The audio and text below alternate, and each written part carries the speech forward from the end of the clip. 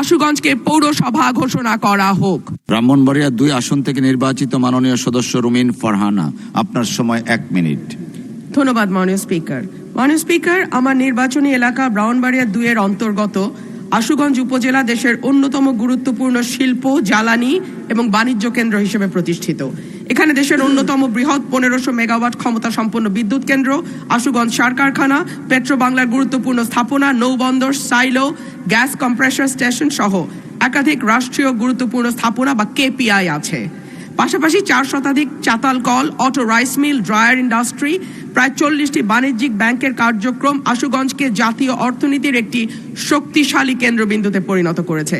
দেশের মোট চালের চাহিদার প্রায় 25% আসে আশুগঞ্জ থেকে এবং বিপুল সংখ্যক ব্যবসায়ী, শ্রমজীবী, পেশাজীবী মানুষ এখানে বসবাস করে এবং কর্মসংস্থানের সঙ্গে যুক্ত।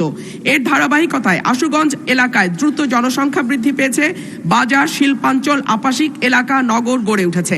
মাননীয় স্পিকার, আমার দাবি হচ্ছে এই আশুগঞ্জকে পৌরসভা ঘোষণা করা হোক।